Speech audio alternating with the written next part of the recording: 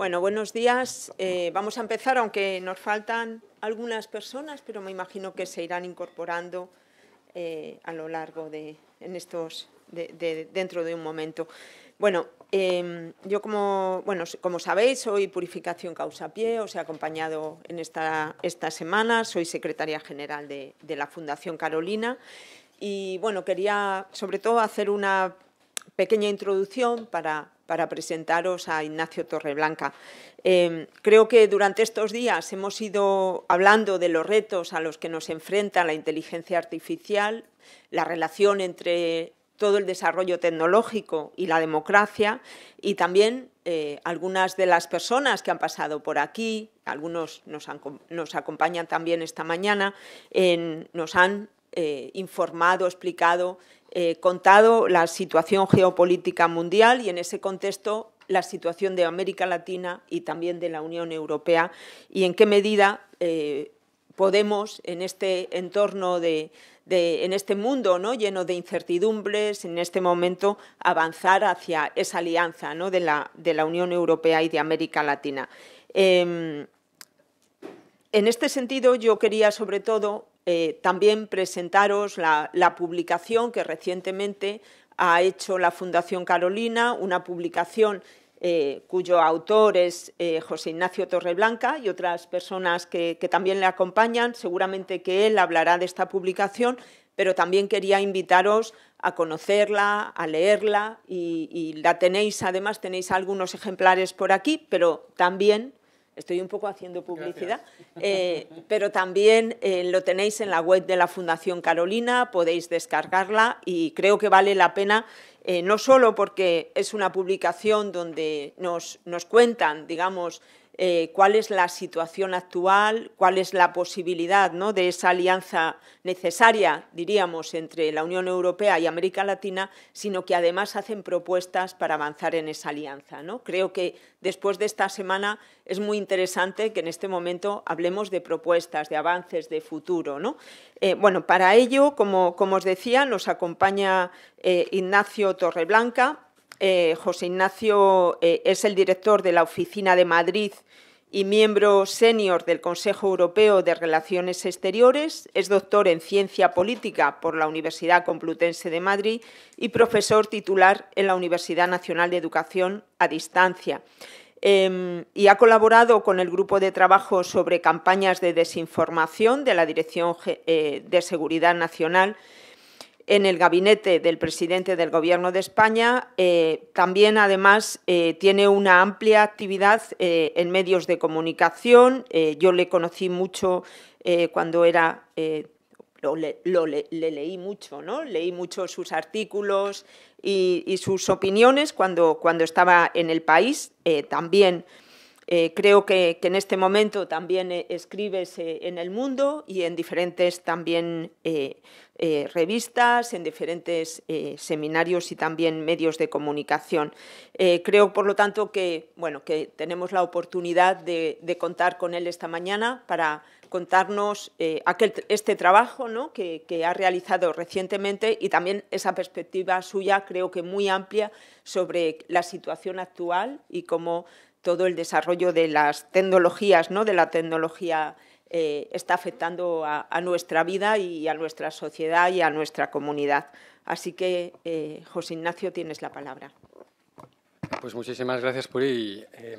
Es un placer estar aquí y un placer haber tenido la colaboración de la Fundación Carolina para hacer juntos este trabajo. Algunos de los coautores, Ángel Melguizo y Víctor Muñoz, han estado aquí estos días y los habéis conocido. No están con nosotros hoy Irene Sánchez y Manuel Acevedo, que también han colaborado mucho en este trabajo, ¿no? Bueno, estoy como al final de la semana de un curso muy intenso donde habéis hablado mucho y seguido de todo esto y además hay una publicación que está ahí.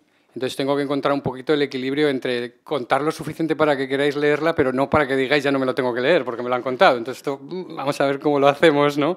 Porque creo que el papel es muy rico por las perspectivas que aporta gente muy diferente, y la verdad es que no lo hemos pasado raramente bien escribiendo un trabajo académico conjuntamente, que suele ser un suplicio, como todos sabéis, pero aquí ha sido, la verdad, un placer colaborar. Como decía Puri, yo trabajo en el European Council on Foreign Relations, que es un think tank paneuropeo, con oficinas en 7 capitales europeas y en Washington. Tenemos 100 y pico investigadores, y nuestra misión es intentar pues articular y contribuir a articular una política exterior europea más unida, más cohesionada en defensa de sus intereses y valores, y por lo tanto sostener en estos tiempos tan turbulentos un poco de orden, de derecho internacional, de multilateralismo, de bienes públicos, etcétera, ¿no? Yo me dedico en los últimos años, he estado mirando especialmente las cuestiones de tecnología, y América Latina ha sido, por supuesto, un campo muy, digamos, primigenio o avanzado a la vez, en el sentido de que es donde más a fondo se está intentando ensayar estos parámetros de alianza digital. He publicado alguna cosa también en el contexto si queréis verlo, que es, digamos, contra la idea de autonomía estratégica de la Unión Europea, precisamente como resultado de muchas de las conversaciones con gente y con colegas latinoamericanos, ¿no? que recelaban del término, en el sentido de que daba la imagen de una Europa introvertida, ¿no? Que quería, digamos, independizarse del resto del mundo, ¿no? Y por eso hemos abogado por la idea de interdependencia estratégica, ¿no? Es decir, no queremos ni podemos, máxime aún en tecnología, los europeos, ser independientes, pero sí que tiene sentido, a la luz de lo que hemos visto en el mundo en los últimos 10 años, ser interdependientes de una forma estratégica. Saber de quién dependemos, para qué, con quién podemos establecer qué relaciones, y no dar por hecho, como hemos dado en el pasado, de que bueno, la globalización funcionaba para bien y que daba igual a quién le compraras qué, y que incluso tuvieras un único proveedor de todo, un único proveedor de energía, un único proveedor de tecnología, un único proveedor, etcétera, ¿no? Hemos visto que en el mundo en el que vivimos, desgraciadamente, esas interdependencias, y Europa está construida, la Unión Europea, sobre esta idea de que la interdependencia es la garantía de la paz, y eso lo hemos hecho hacia adentro y lo hemos creído, también intentado practicar hacia afuera. Pero, sin embargo, nos hemos dado cuenta de que, por lo menos de momento, hacia adentro, las interdependencias siguen siendo una garantía de la paz entre los europeos o entre los miembros de la Unión Europea. Rusia es Europa, pero no internacionalmente. Entonces, todo lo que es independencia ahora se ha convertido en una vulnerabilidad y es explotada por potencias rivales para hacer daño y coaccionar a estados y torcer sus voluntades y hacerles ir pues, a sitios y a políticas donde no quieren ir. Y eso vale para el comercio, para la tecnología, para las inversiones, para las migraciones también, ¿no? Este término que en castellano, en español no tenemos tan buena traducción, del weaponization, ¿no? El convertir en armas todo. Aquí hay nuestro director Mark Leonard también, que el inglés tiene esa flexibilidad, ha escrito un libro que se llama The Age of Unpeace, ¿no? Es como la impaz, ¿no? Algo así, como si dijéramos, ¿no? Hola. Y por lo tanto, bueno, estamos en un mundo que no está en paz ni está en guerra, pero está en una situación donde predominan mucho todo esto, ¿no? Y ese desplazamiento de un mundo basado en reglas a un mundo basado en la fuerza es algo que a los europeos o a la Unión Europea pues nos cuesta particularmente, porque no estamos, digamos, preparados, digamos, casi genéticamente, hemos sido tan profundamente desmilitarizados durante 70 años que nos cuesta, ¿no?, hablar ahora de rearmar, de intentar jugar. Como ha dicho el exalto representante Josep Borrell en muchas ocasiones, Europa tiene que aprender a hablar el lenguaje del poder, no el poder comercial, que ya lo hablaba, ni el económico, que en parte lo ha tenido, sino el poder duro y desnudo, etcétera, ¿no? Como dice, hay un artículo por ahí de Harari que me gusta mucho, que explica muy bien la mentalidad en el fondo de Trump y de los conflictos internacionales. Dice, en la mentalidad de Trump los conflictos internacionales existen porque los débiles no se someten, no entienden que son débiles. Entonces, es el problema, por eso adopta esa posición en Ucrania y Rusia. Dice, ¿no? Le dice a Zelensky, pero tú te has mirado el mapa, ¿no? Has mirado tus recursos. El tipo tiene 6.000 cabezas nucleares, vosotros sois 40 millones. Ríndete y habrá paz, ¿no? Porque ese es el mundo en el que vivimos, ¿no? También hay una metáfora muy buena, si os gusta, que es del libro de Niall Ferguson, de la plaza y la torre, ¿no? De cómo a lo largo de la historia se compaginan momentos en los que predomina la plaza, ¿no? El espacio abierto de intercambio, un espacio político, cívico, ¿no? Donde fluyen las cosas, el comercio, las ideas, pero también hay momentos de torres, ¿no? donde la gente se encastilla en las torres y adopta una lógica, deja de bajar a la plaza, ¿no? y se repliega y se mete en la torre, ¿no? Y por eso veis todo este lenguaje en el ámbito de la Unión Europea que empieza hablando de autonomía estratégica, pero si miráis, pues, aparte por la imagen es muy conflictivo, porque ahí unos ven proteccionismo también dentro de la Unión Europea, otros veían independizarse de Estados Unidos. Luego empezamos a hablar de seguridad económica, que es una manera, digamos, elegante de reformular esta idea, con la idea de protegerte, pero también promover partenariados. Ya en la estrategia de seguridad económica de la Unión Europea ya entran estas 3 Ps, que son proteger, promover y partenariar, ¿no? Las 3 Ps en inglés, que dice, bueno, sí, ya empiezas a ver esa tercera dimensión de cómo busco aliados en este mundo que está emergiendo, ¿no? Y ahora, en esta última Comisión Europea, visto en el mandato estratégico que concede el Consejo a la Comisión, se habla de soberanía tecnológica, se crea una comisaría y vicepresidencia encargada específicamente de soberanía tecnológica con este nombre, sin saber muy bien qué es la soberanía tecnológica, porque no hay como la autonomía estratégica en el Consejo, que decía que los que sois, sabéis, tanto como profesores como alumnos, si alguien te dice que la autonomía estratégica es la capacidad de actuar autónomamente cuando se pueda, le suspenderíais o recibiríais un suspenso y lo entenderíais. Eso es lo que puso el Consejo Europeo en el documento del Consejo, que era la autonomía estratégica, ¿no? Son definiciones muy circulares, pero bueno. Tenemos una comisaría de soberanía tecnológica sin saber muy bien qué es la soberanía tecnológica y sin tener muy claro cómo se alcanza. Y la crítica ahí es que se alcanza haciendo un poco de todo, un poquito de semiconductores, un poquito de inteligencia artificial, o mucho de todo. No sabemos exactamente cuál es el umbral en el cual dejas de depender de alguien o haces un nivel de desacoplamiento o de, también otro término, ¿no?, que está con nosotros todo el día, es de de-risking, ¿no? Cuánto reduzco el riesgo, cuánto me desacoplo, etcétera, ¿no? Y bajo esta idea, muy importante para Europa, del shock que supone, y creo que Alemania lo ejemplifica muy bien, si tú a Alemania, que es prácticamente, ¿no?, un sinónimo de lo que le pasa a toda Europa, le quitas la energía, el gas ruso, el mercado chino y la protección de Estados Unidos, ¿qué es Alemania, no? Porque esos son los 3 ejes sobre los que ha sostenido Alemania y el resto de la Unión Europea su modelo de crecimiento, de paz y de bienestar, las 3 cosas, ¿no?, y de igualdad desde el comienzo de la integración europea. Entonces, esa desorientación europea de China al final va a seguir siempre siendo una potencia manufacturera y vamos a tener un déficit comercial con ellos.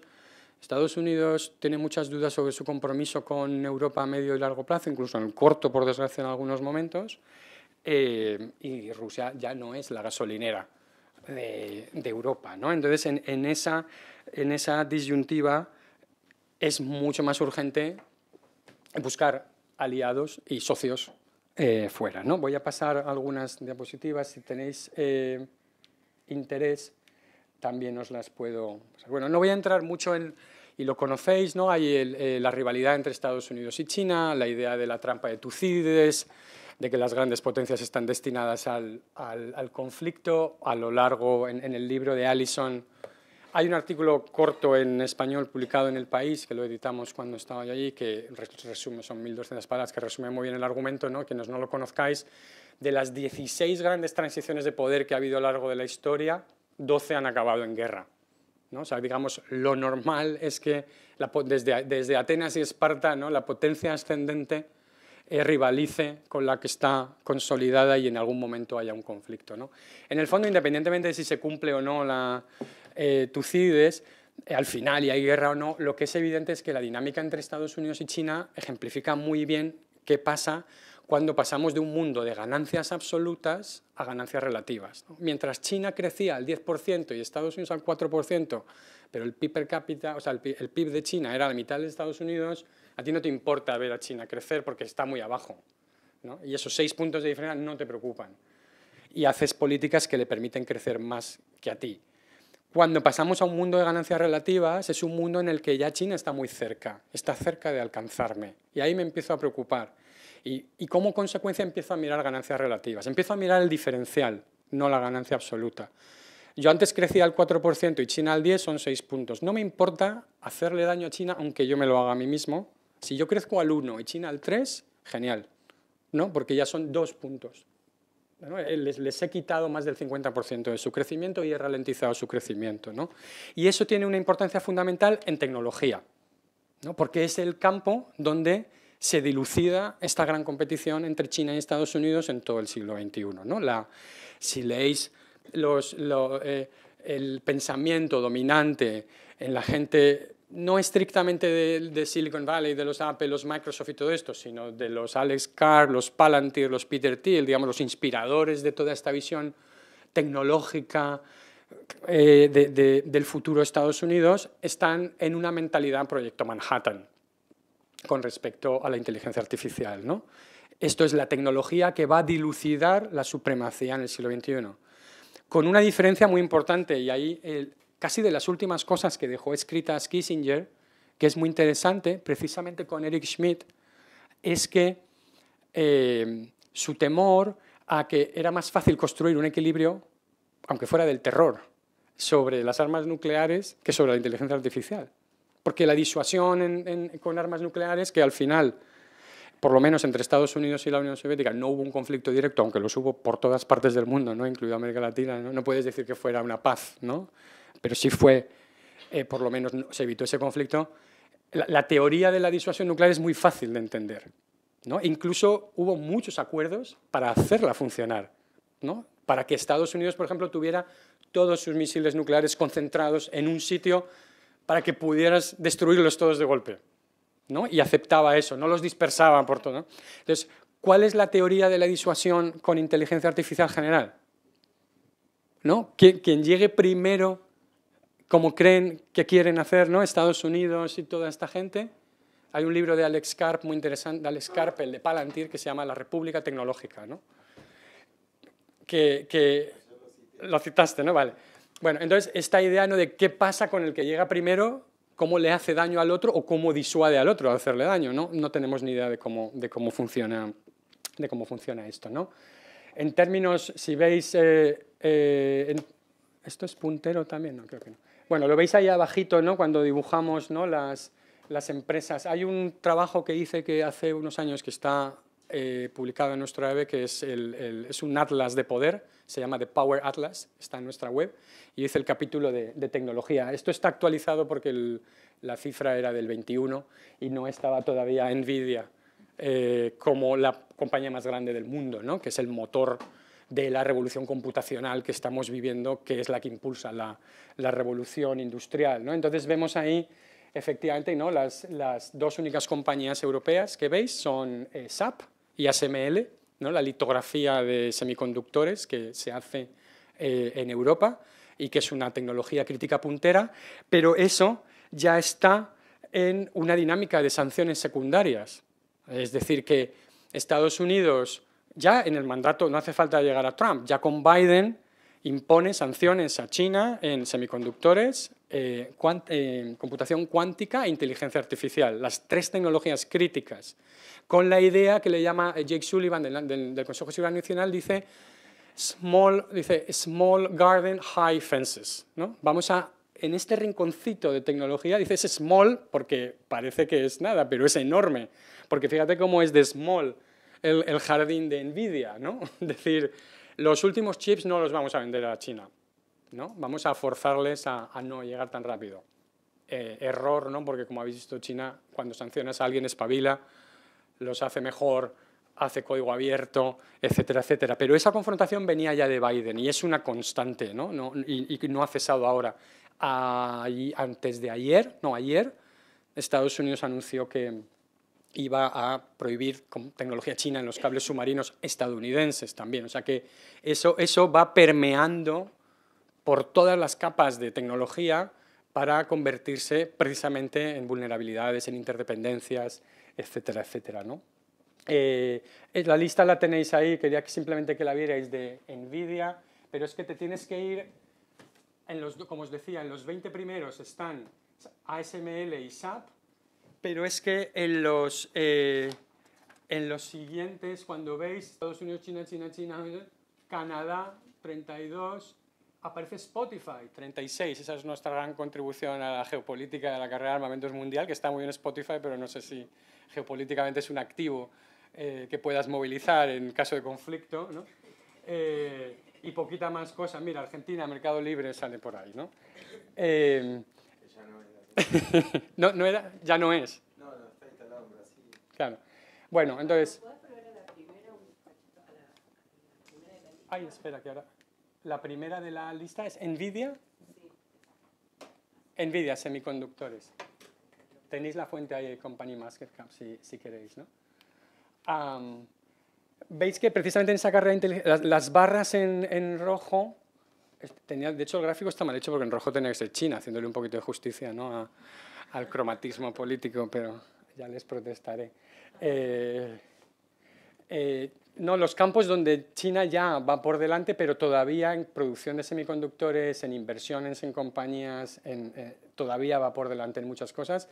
Pero en investigación, China va por delante ya casi de Estados Unidos, con lo cual es cuestión de tiempo que tus retornos sean mayores. En financiación vemos, ¿no?, lo descomunal que es las inversiones en inteligencia artificial.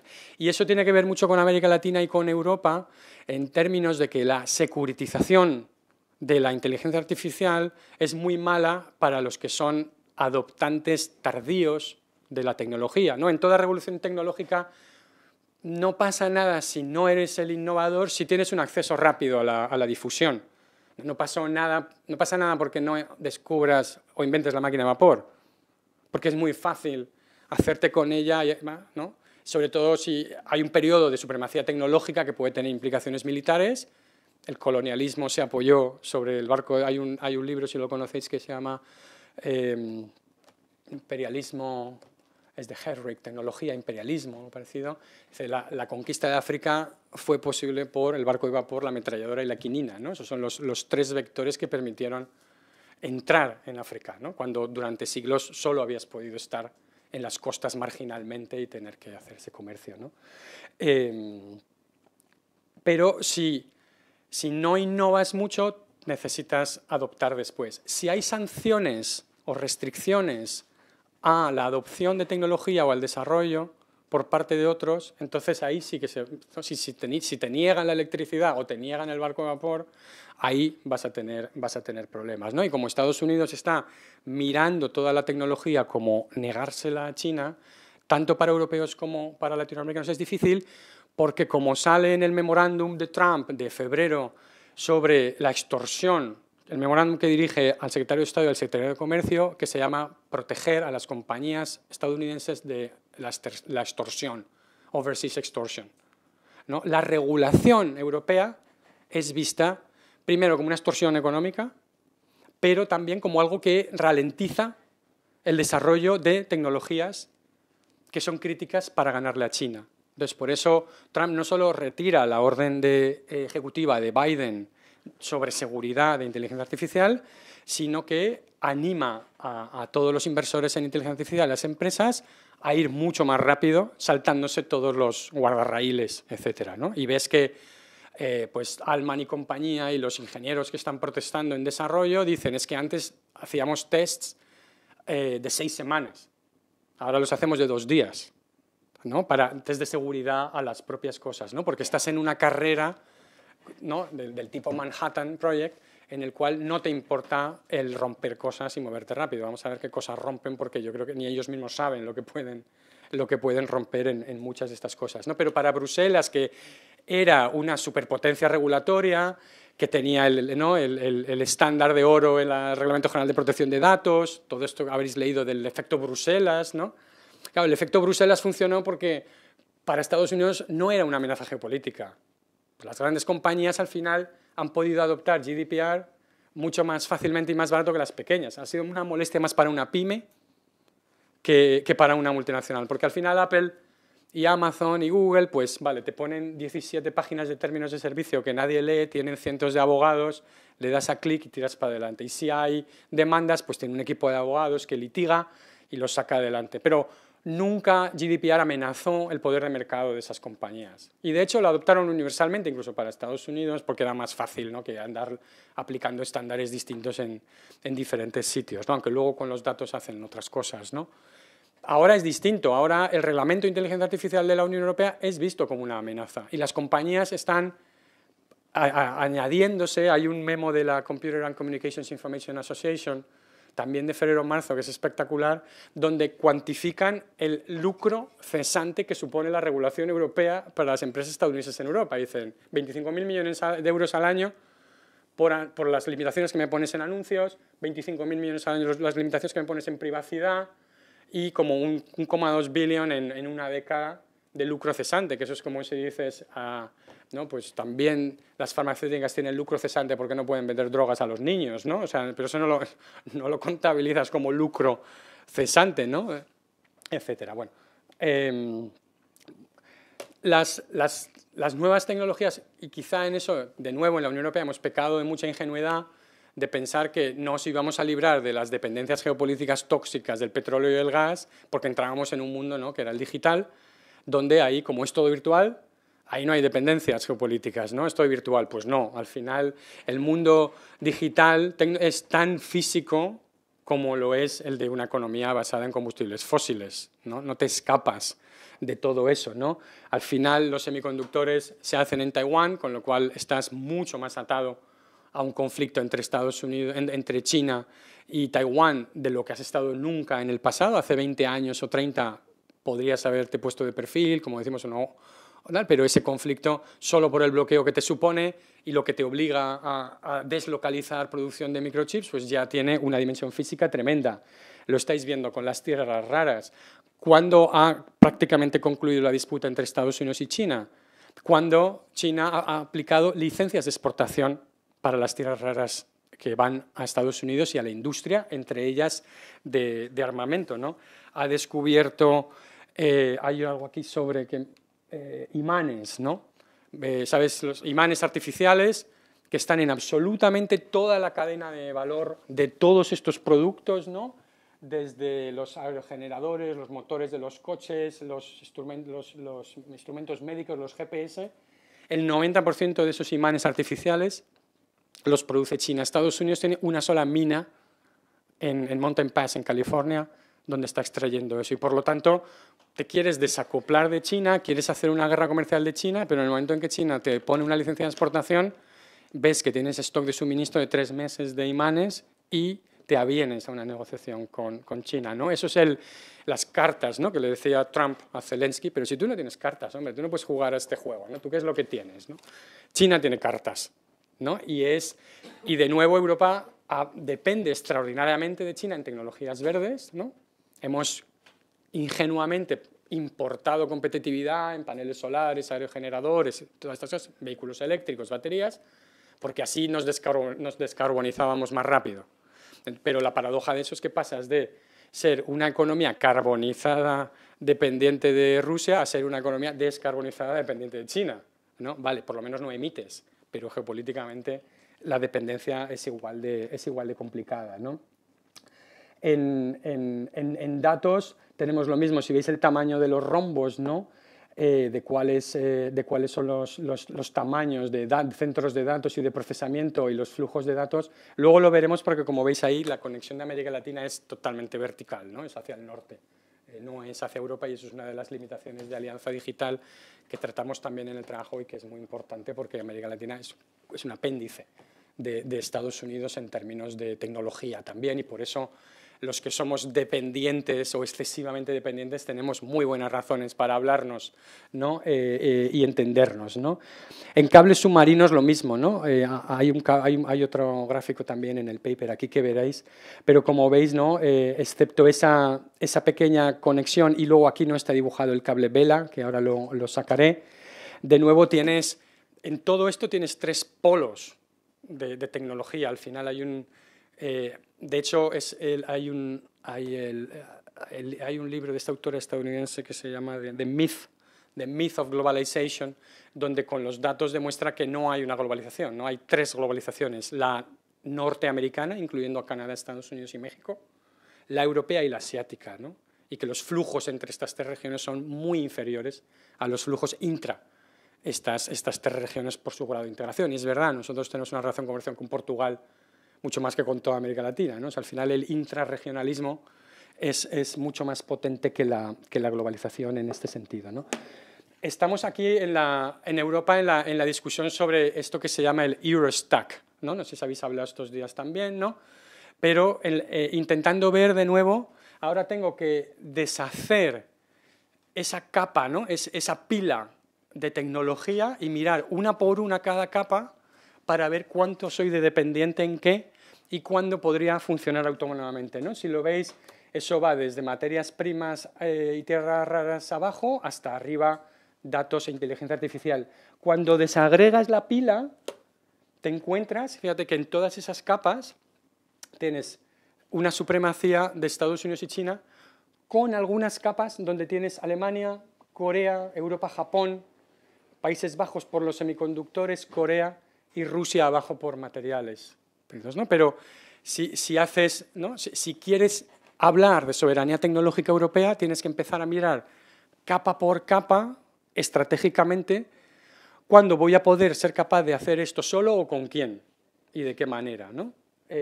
Cuáles son las potencialidades que tengo, qué porcentaje, por lo menos hay algunos campos como cloud, que solo bajar al 70%, o sea, que estás en el 90% de dependencia exterior, 70% no, creo que es casi de Estados Unidos, que casi estás en una ultradependencia crítica, ¿no? Y eso hay una discusión que estamos teniendo estos días a raíz de la cumbre de la OTAN y todo eso, es si Estados Unidos y las tecnológicas estadounidenses tienen el kill switch sobre la tecnología para desenchufar a los europeos. Sabéis que Microsoft, por una orden ejecutiva, le tuvo que retirar la cuenta de correo electrónico al director del Tribunal Internacional de la Corte Penal Internacional, ¿no? Luego Microsoft reculó y dijo que ellos no podían retirar servicios a individuos porque sus abogados efectivamente le dijeron, bueno, yo no sé a quién da servicio la Corte Penal Internacional, yo tengo un contrato con la Corte, yo no tengo un contrato con el director o con el director ejecutivo de la Corte. Entonces reculó, pero no sabemos si eso inquietó más, ¿no? Es decir, bueno, pues porque entonces la respuesta de Trump es, pues suspéndase el servicio de correo a toda la Corte. Porque a mí qué más me da, si le quiero quitar si le quiero quitar el correo al director, pues lo hago a cañonazos en vez de con acupuntura, ¿no? Y por eso Microsoft ha sacado un comunicado diciendo que litigará contra órdenes ejecutivas de Estados Unidos que le obliguen a denegar servicios europeos, pero todo eso, mientras litigas, probablemente lo tengas que suspender porque hay leyes de seguridad nacional en Estados Unidos, etcétera, etcétera. Entonces estamos en ese momento de cuánto chantaje te puede hacer Trump, en qué tecnologías y cómo empiezas a pensar si dónde no quiero nube comercial estadounidense en los sectores públicos, en el sector de defensa, cómo me paso a código abierto, ¿no? En educación, sanidad, etcétera, ¿no? O sea, algo que dábamos por hecho, que estaba muy bien que Microsoft, ¿no? y que Amazon tuvieran los servicios de nube europeos, pues ahora mismo no está tan claro, ¿no? Si con esta administración estás utilizando eso estratégicamente, ¿no? Las dependencias de América Latina en nube, pues efectivamente, ¿no? son las mismas que todos, pues ahí tenemos una compañía europea y media casi en nube, pero desde luego no es capaz de competir ni dentro ni fuera de Europa, ¿no? Por lo tanto, esas dependencias están ahí, como señalaba, las dependencias en cables, las dependencias en China, sobre China las conocéis, ¿no? En términos de... Y luego, si queréis, discutimos, ¿no? Un poco en términos de Global Gateway y esta retórica europea, ¿no? de competir o de pretender competir con China, que es, a mi juicio, totalmente irreal, ¿no? Porque ni tenemos las capacidades financieras, ni la visión estratégica, ni pensamos a 20 años como ha hecho China en América Latina. Y además, digamos, China no ha tenido una estrategia para América Latina. China ha tenido una estrategia para China. Y América Latina es funcional para esa estrategia en determinadas cosas, ¿no? Entonces, no se trata tanto... O sea, si el día que los europeos de verdad tengamos una estrategia para Europa, entonces podrás, y tengas los recursos, entonces podrás ver qué piezas encajan dónde y con quién tienes que hablar de qué. pero de momento estamos muy lejos en inversiones, ¿no? Y si luego veis el mapa de fragmentación de inversiones de Global Gateway, no es un despliegue geopolítico que además, por otra parte, sería absurdo, porque no estás en condiciones de competir con China en esa liga, ¿no? Estás en la Champions League de geopolítica, no estamos exactamente ahí. Lo que sí que es muy importante es si veis qué le está pasando a América Latina, ¿no? En términos de reprimarización. En términos de exportaciones, prácticamente, o sea, no es lo que le pasa a Europa, en el sentido que porque nosotros todavía tenemos, ¿no?, una gran industria manufacturera, pero nosotros, y España es uno de los países récord del mundo en déficit comercial con China, pero América Latina se ha convertido, o sea, en su giro de exportaciones hacia extractivismo y hacia materia prima sin retorno en inversiones y sin capacidad de emparejar eso con manufacturas, ¿no? Fijaos, ¿no?, en el proyecto europeo de carbón y acero, el proyecto europeo que surge del carbón y acero en los años 50, ¿no?, si podemos soñar en un proyecto de integración latinoamericano sobre el triángulo del litio, ¿no? ¿No? Jean Monnet, preguntarle a ChatGPT qué haría Jean Monnet con el triángulo del litio, ¿no?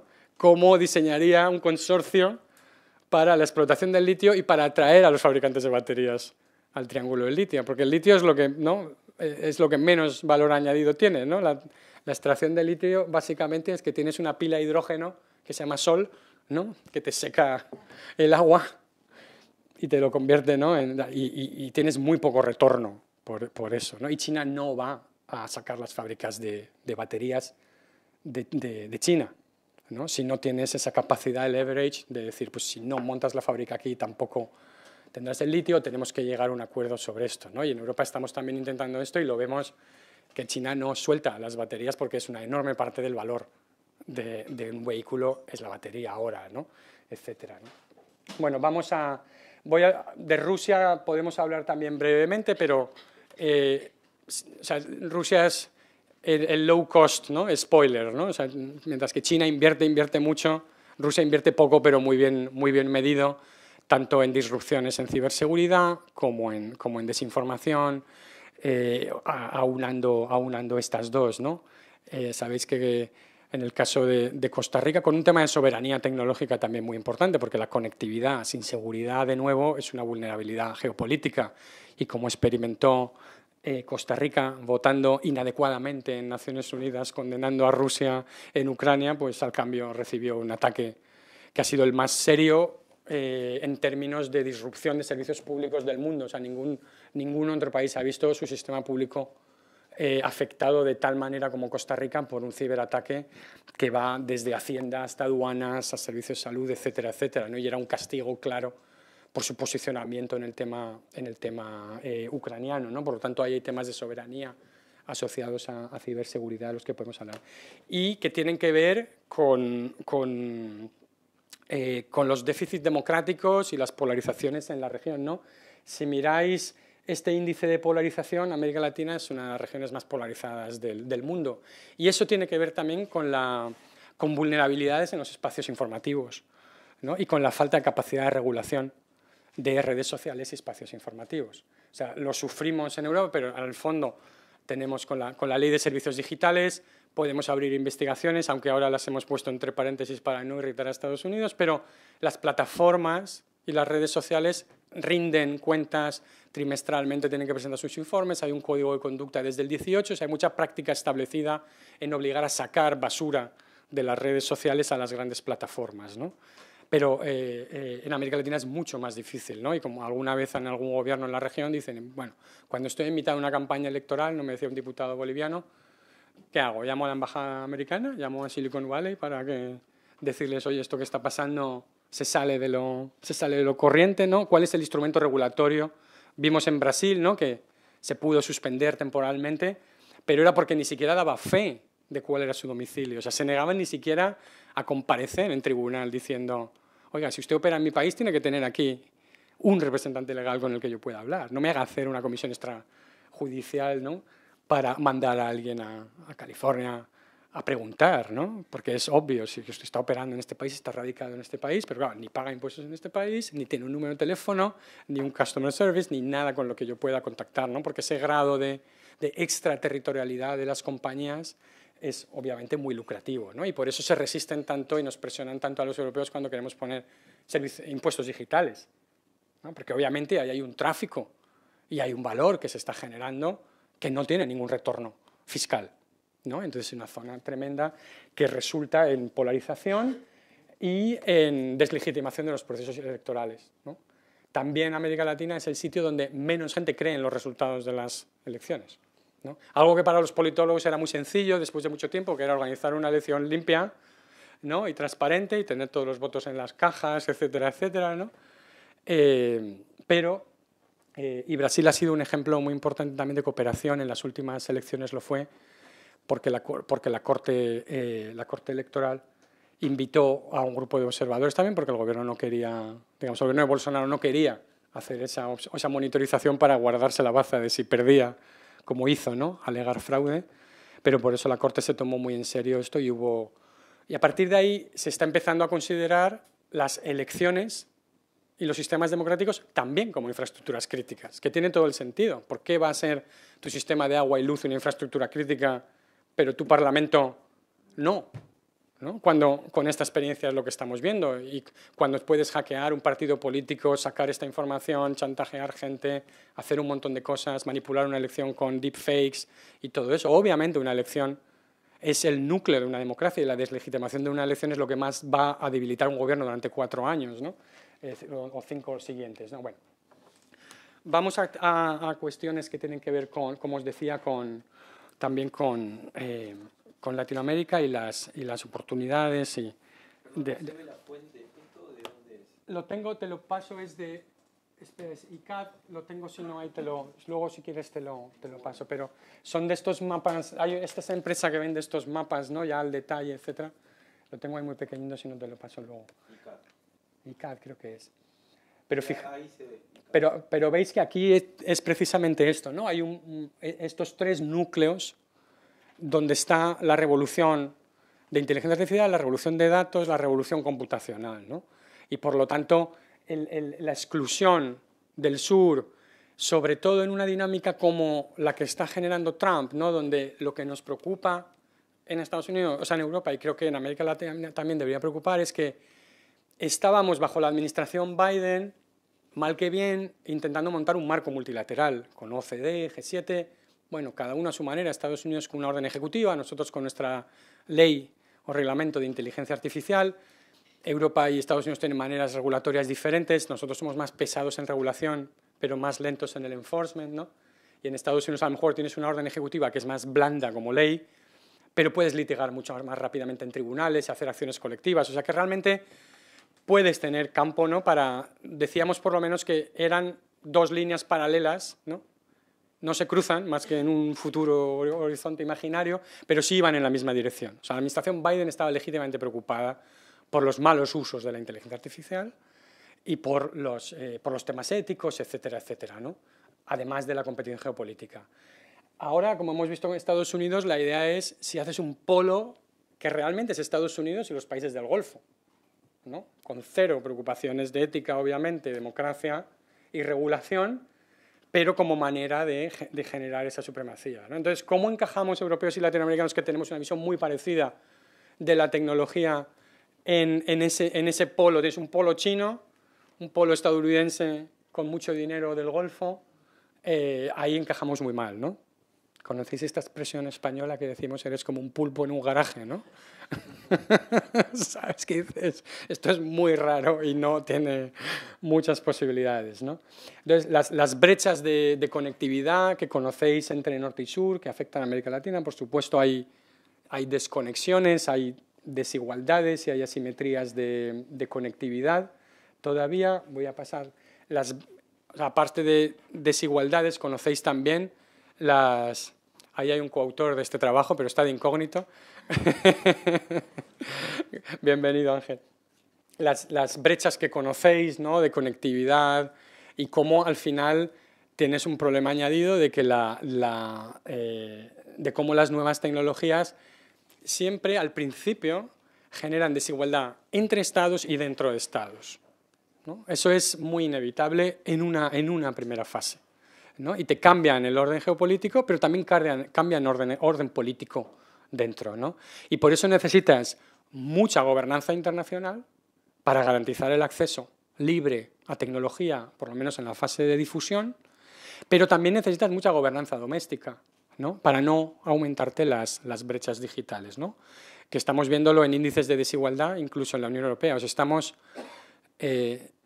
yo que tengo padres mayores, que son graduados universitarios, están siendo desalfabetizados, ¿no? Por las tecnologías, ¿no? O sea, no es un problema de los que estaban excluidos, que también están excluidos digitalmente.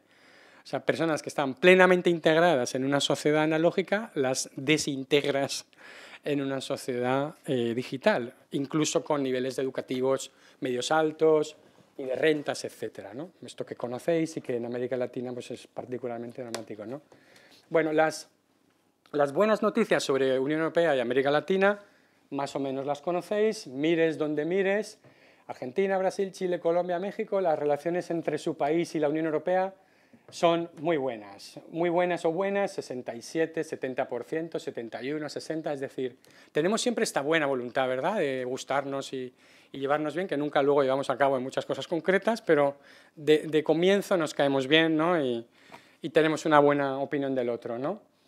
En términos comerciales, si se concluye Mercosur, prácticamente el 90% del comercio entre Unión Europea y América Latina estará liberalizado. Hay propuestas, además, de regionalizar. O sea, si comparáis el número de acuerdos de libre comercio que tiene la Unión Europea con la región, con Estados Unidos y China, pues de nuevo hay una gran presencia, todo esto que conocéis, y si además regionalizas los acuerdos, pues tienes un potencial muy grande. Y en Alianza Digital nos parece que hay un alineamiento muy importante, ¿no? Porque la región lleva ya mucho tiempo en su propio proceso, ¿no?, de cambio y de aproximación al fenómeno en el marco de CEPAL, con unos ejes muy parecidos, y la Unión Europea, si lo tenéis el gráfico, se lo tenéis en el paper que podéis descargar online. Entonces, ahí realmente hay una agenda positiva, ¿no? Es donde no discutimos de colonización, no discutimos de esclavitud, no discutimos de muchas cosas, realmente nos ponemos de manera rápida, por lo menos de acuerdo en la visión y en los principios, quizá no tanto luego en la ejecución y todo eso, porque faltan recursos y hay divergencias, pero realmente lo vimos ya en el proceso de relanzamiento de VCLAC, en el que estuvimos un poco acompañando desde el principio, que esa era prácticamente la agenda más positiva que podías encontrar frente a otras que son mucho más controvertidas, ¿no? Esto es no para que podáis leerlo, sino para que no podáis leerlo, porque son los proyectos Global Gateway, ¿no?, en la región, ¿no? Entonces, claro, cuando disparas, ¿no?, así de ancho, ¿no?, con una escopeta perdigones, pues sí, le das a muchos sitios, pero con un impacto muy flojo, ¿no? Entonces, las críticas a Global Gateway, comparar, ¿no?, ese gran despliegue de cifras presupuestarias, ¿no?, contra, ¿no?, todo este micromanagement de proyectos y este microdespliegue, pues es muy notorio, ¿no? Entonces es algo muy complicado. Bueno, creo que habéis tenido aquí a Félix Fernández Shaw, pero bueno, hay muchas visiones sobre Global Gateway, precisamente sobre qué cantidad de retos tiene pendientes para ver qué es lo que quiere ser, si un programa, una agenda, un marco. Hay todavía mucho debate con esto. Y en ese sentido nos parece que la Alianza Digital, aunque es verdad que América Latina es muy desigual, hay países muy avanzados y otros menos, otros mucho más desiguales y otros menos, pero por lo menos puede ser, es un tejado en el cual tienes un lenguaje común y luego puedes hacer cosas regionalmente o entre grupos de países que funcionen y que se legitimen por su propio funcionamiento, ¿no? Y ahí sí que cuando bajas un poco de, ¿no?, los 4.000 metros de altura y ves cosas más pequeñas, sí que ves cosas que están funcionando. Y en este trabajo dijimos, bueno, vamos a olvidarnos un poco de lo grande y vamos a intentar identificar las cosas pequeñas. Es verdad que si os iba a poner cuáles son las malas noticias, está aquí. Mirad esta columna amarilla, ¿no?, cuando dice La Unión Europea es el mejor socio en los siguientes ámbitos, ¿no?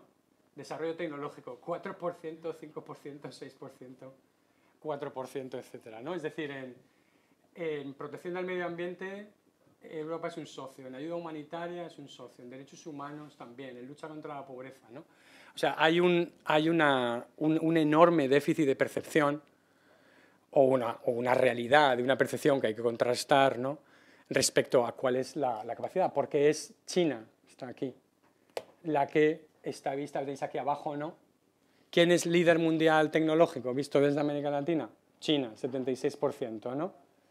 Y por supuesto no la Unión Europea, ¿no? Entonces, por eso, desde el punto de vista de Global Gateway, es complicado armar un discurso, digamos, de rivalidad geopolítica cuando no tienes los mecanismos para hacerlo sobre programas gigantescos de inversiones, que es lo que no tienes.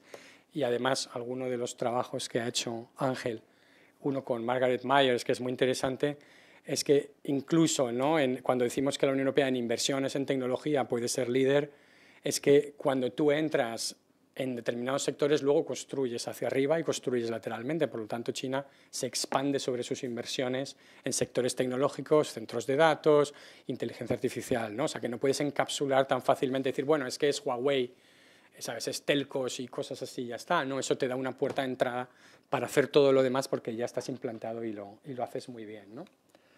Vale. Ejemplos de cosas que están bien, ¿no?, y de las que puedes hacer más. El cable, ¿no?, cables submarinos como ELA y VELA en sus diferentes fases, en STI2, que además va al campo universitario, que es donde China seguramente no va a invertir. O sea, estás buscando los huecos, ¿no?, que te deja China, donde tienes una posibilidad de acceso y de establecer cooperaciones que son mucho más horizontales, ¿no?, con redes universitarias. Para este trabajo estuvimos hablando con la gente del Barcelona, ¿no?, del Supercomputing Center, ¿no?, y ahí es muy evidente también que cómo puedes prestar la capacidad de supercomputación que no hay en América Latina en estos momentos para entrenar modelos de lenguaje que reflejen la diversidad, las tradiciones, ¿no?, y las idiosincrasias de la región, porque esos supercomputadores pocos países se los van a poder permitir.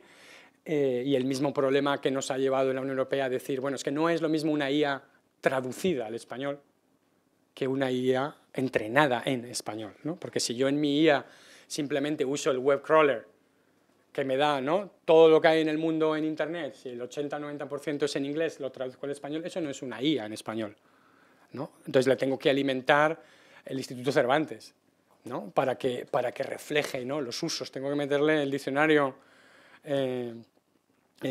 iberoamericano, digamos, con todas las acepciones del lenguaje, etcétera, ¿no?, y todas estas cosas que conocéis, ¿no? Por lo tanto, supercomputadoras, satélites, ¿no? Aquí tenéis, ¿no?, pues lo que hacen ahora los satélites de Copérnicus, ¿no? Por ejemplo, eso es Guatemala, cómo trazas, ¿no?, y cómo puedes hacer el mapa exacto y muy detallado de los usos de las tierras.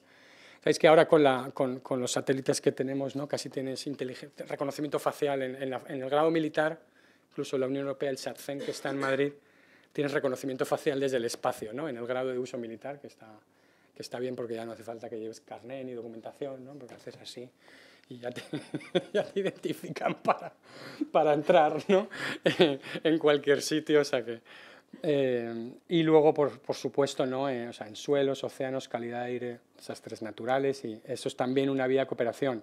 Tenemos ahí una serie de recomendaciones que podéis ver en el trabajo sobre conectividad, soluciones satelitales, servicios en nube, infraestructuras críticas, lo decía, modelos de lenguaje y supercomputación. En inteligencia artificial, de nuevo, ¿no?, hay muchas posibilidades también de ayudar ahí, pero también, de nuevo, pues vemos mucha fragmentación regulatoria, estados muy diferentes, la necesidad, ¿no?, de hacer marcos normativos conjuntos, ¿no? El informe de UNESCO que está ahora viendo, ¿no?, los modelos regulatorios es muy interesante, ¿no? Y quizás es un elemento importante. Nosotros también, cuando hablamos con parlamentarios europeos, también les decimos que estaría muy bien que en las leyes y en los reglamentos europeos se incluyeran partidas para la internacionalización precisamente y la cooperación internacional de esa regulación, ¿no? Porque a veces la Unión Europea pasa tanto tiempo negociando con sí misma, ¿no?, que no es capaz de incorporar ex ante esas visiones, ¿no? Y luego te encuentras con visiones regulatorias muy rígidas. Eso explica, por ejemplo, que en GDPR todavía están solo Argentina y Uruguay, ¿no?, incluidos en los acuerdos de reconocimiento, ¿no?, de adecuación de privacidad. Brasil está pendiente, pero todavía no está despejado, y realmente es una tragedia, porque el que no seas capaz de crear un mercado euroamericano de datos, cuando hablas con los expertos en protección de datos, la mayoría de América Latina está, digamos, a un 20% de llegar a obtener un reglamento de adecuación, es porque no hay una visión política en la Unión Europea adecuada sobre esto. Y las veces que hemos hablado, incluso con el Servicio de Acción Exterior Europea, te dicen, vete, pues esto lo lleva DG Justice, ¿no?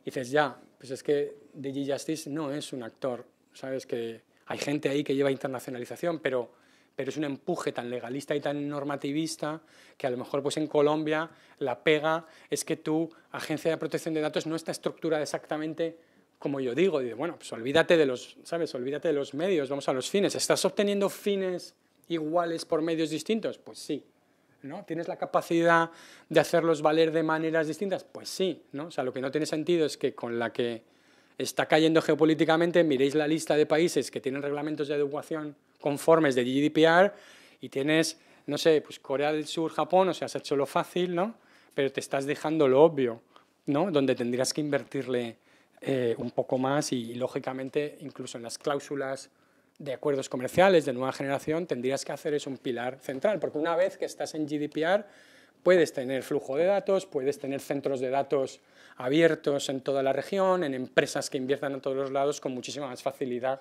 Y nos ahorramos el problema que tenemos con Estados Unidos, de que en último extremo los datos vuelven a Estados Unidos, a una jurisdicción que está sometida a leyes de seguridad nacional que no, con las cuales pues no... Bueno, no voy a enrollar mucho con las iniciativas, están también ahí de regulación y las disparidades. Tenemos una serie ¿no?, de recomendaciones también sobre esta idea del espacio de datos euro-latinoamericano y los mercados de inteligencia artificial regional. Brechas en ciberseguridad, como decía, también hay alguna experiencia buena con la 4 y lo que se está haciendo en República Dominicana. Los estonios, que fueron listos, pusieron la base de sus operaciones en República Dominicana, ¿no?, para la integración, ¿no?, la cooperación regional en materia de ciberseguridad, y es una iniciativa que está muy bien, estuvimos allí visitándola. Y además es o sea, los spillovers, por ejemplo, en formación, en gente joven, ¿no?, se tarda menos, por supuesto, ¿no?, en entrenar a alguien en materias de ciberseguridad que darle un grado universitario de 4 años y tiene una empleabilidad altísima. Y lo ves funcionando realmente, ¿no?, en lo importante que es esto, ¿no? Y la verdad es que... Pero, de nuevo, son programas que tienen poca financiación y que es muy fácil escalarlos con poco dinero que tiene mucho impacto, como el Barcelona Supercomputing Center. Entonces, ahí abogamos pues, por ver cosas que funcionan, ¿no?, y que son casi como startups de cooperación interregional, y de verdad escalarlas y alimentarlas, ¿no?, porque tienen retornos muy buenos precisamente en campos como en este caso ciberseguridad, que son también críticos. Podéis, si tenéis curiosidad por ver todo esto del AD4 y las capacidades en ciberseguridad, hay mucho más potencial para expandirlo, ¿no? Y yo creo que, aunque eso estaba funcionando hasta ahora muy bien en el marco de la OEA, pero cada vez, por supuesto, va a haber más reticencias a tener todos tus proveedores de tecnología en ciberseguridad en Estados Unidos, y las normas europeas sobre ciberseguridad tienen mejor acogida, involucran también mejor a las empresas, hay mucha mejor obligación de cooperación público-privada, ¿no?, y en general tienen, como decía, buena acogida. Las empresas españolas que están implantadas en América Latina ya están, de alguna manera, están funcionando con esos estándares, y por lo tanto es muy fácil a su vez que hagan el spillover a las pymes y a la gente con la que trabajan, ¿no? Y digamos que ese es un alineamiento regulatorio que no va forzado desde arriba, ¿no?, sino que, digamos, entra desde abajo de una manera mucho más natural. Y bueno, de nuevo, hay un tema también importante, aparte de esto de la creación de respuesta a ciberataques, y hay un proyecto de, como decís, de de identidad digital euro-latinoamericana. No sé si Félix habló de ello también, pero es algo que, que estamos mirando en el ámbito de la Unión Europea, es decir, que tengas un wallet y digital, ¿no?, que te permita circular por diferentes países de la Unión Europea y que eso pudiera ser también algo que fuera reconocible, porque una vez que lo haces no es tan difícil, ¿no?, que sea reconocible ese wallet de identidad digital. Como os decía, en procesos electorales, pues la Unión Europea tiene una gran experiencia ahora en desinformación en línea a raíz de toda la crisis ucraniana y realmente intentamos convencer, pero no hay muchos recursos, tanto a los socios de Europa Central y Oriental, fundamentalmente, de que en América Latina es donde más libremente campan las narrativas rusas y realmente es donde ha sido siempre la zona cero de la desinformación rusa, porque empezó, digamos, desde Cuba, pasando por Venezuela y compañía, ¿no? Se sorprenden mucho cuando hablas con los estonios o los polacos y les dices que Russia Today en español era mucho más potente que en inglés antes de la segunda, digamos, invasión de Ucrania, y que Russia Today pues está en la parrilla ¿no?, en la mayoría de los países latinoamericanos, ni siquiera está de pago en YouTube, ¿no?, ha estado siempre directamente en la parrilla y aumentó considerablemente sus audiencias, ¿no?, en diciembre del 22. Entonces, es importante que la atención en ciberseguridad y desinformación sobre América Latina no sea, como siempre, una cosa hispano-portuguesa, etcétera, sino que es un tema global, porque luego tiene repercusiones en Naciones Unidas, etcétera, ¿no? Y hay mucho alineamiento en Naciones Unidas de diplomacias en estos temas regulatorios digitales, pero es un alineamiento muy natural pero poco coordinado, ¿no? La Unión Europea ahora creó una red de embajadores digitales, digamos, que se ocupan de estas cosas. Cada Ministerio de Asuntos Exteriores tiene un representante que se encarga de las negociaciones internacionales digitales que funciona en una red coordinada por el Servicio de Acción Exterior Europeo. Y eso es algo que en América Latina podría tener bastante sentido de cara a la coordinación dentro de América Latina en Naciones Unidas y organismos multilaterales, pero también por crear ese espacio euro-latinoamericano diplomático, porque Europa tiene que buscar aliados para mantener esas alianzas multilaterales. Sabéis que además Trump se sacó de encima todo lo que se había hecho en la OCDE en términos de fiscalidad, ¿no?, de compañías, ¿no?, multinacionales o globales, y por supuesto se lo va a sacar también en impuestos digitales. Entonces es más fácil poner un impuesto digital si lo haces coordinadamente, ¿no?, entre 50 países, porque fijaos lo que está pasando, ¿no? El Reino Unido tiene un impuesto digital, lo quita, ¿no?, porque uno a uno Estados Unidos le va poniendo la pistola en el pecho y se lo va quitando, ¿no? España está en la lista, Francia está en la lista, el Departamento de Estado y de Comercio y de Justicia te hacen la investigación, dicen que tu impuesto digital es arbitrario, que además es asimétrico, que es discriminatorio, que en otros países no lo hay. Entonces nadie se atreve a poner el impuesto digital, pones un impuesto digital que no recauda nada realmente y encima tienes una sanción de Estados Unidos si eres el malo de la película porque no eres capaz de decir esto, ¿no? Y entonces las grandes compañías tecnológicas que, como veis ahí, valen billones o trillions en inglés, sostienen que el dato no vale nada. Que el dato no vale nada. Que el dato no se puede monetizar, que el valor del dato individual no se puede cuantitativizar, que solo vale el dato agregado. Y dices, ya hombre, esto es como si me dices que la molécula de petróleo no vale nada, ¿no?, que solo vale el litro. Ya, bueno, pues no, yo no te voy a cobrar la molécula o lo que sea, ¿no? Pero obviamente tiene que tener un valor. No me puedes decir que toda esta economía digital multibillonaria tiene cero valor para la gente que te proporciona los datos y cero valor para los estados en los que operas, ¿no? Cuando veo retornos bursátiles millonarios, en este caso billonarios, ¿no? Es algo muy difícil de sostener, ¿no? O sea, tienes que de verdad convencerme con mucho esfuerzo, ¿no? Me tienes que drogar un poco, yo creo, para convencerme de que mis datos no valen nada. Pero fíjate que cuando en la ley de servicios digitales pongo que por defecto, cuando me doy de alta en una plataforma, sin decir nada, no reciba anuncios personalizados, entran en pánico las plataformas, ¿no? Porque se les cae el modelo de negocio. Y entonces cuando la gente, cuando tú, y lo hacéis, si lo habéis hecho, ahora no está por defecto, pero si tú pones que no quieres recibir anuncios personalizados, te escriben 16 veces. ¿está usted seguro de que no quiere anuncios personalizados? Dice, sí. ¿No? Y yo digo, prefiero recibir anuncios de ropa de bebé, ¿no? Ahora mismo, con 56 años, que la basura que me están dando todos los días tan exclusivamente personalizada que me aterra lo personalizada que esté, ¿no? Entonces, sí, vayan ustedes a ciegas y pónganme anuncios que no me interesen, ¿no? Estoy dispuesto a correr el riesgo de recibir anuncios sobre cosas que no necesito, porque ahí sí que ves que recuperas el control. De alguna manera, o por lo menos te zafas del control, ¿no? Pero eso es muy importante, yo creo, en ámbitos multilaterales, etc. Y como hablábamos antes, ¿no? También cuando, no solo en estos temas, sino en términos democráticos, resulta que Estados Unidos con J.D. Vance, Elon Musk y Zuckerberg descubren que en Europa se practica la censura institucionalizada, es literal de Mark Zuckerberg, ¿no? Y que el único partido político democrático que hay en Alemania es Alternativa para Alemania, ¿no? O sea, que tienes un ojo de láser, ¿no? De indicadores de democracia, y entonces quieres promover casi regime change, el cambio de régimen en Europa, porque en todo el planeta, como comentábamos, solo hay 2 sitios que tengan un problema de democracia: la Unión Europea y los granjeros blancos surafricanos, que son la minoría más vulnerable en este momento del mundo, a los únicos a los que se les sigue dando asilo político por el procedimiento de fast track, ¿no?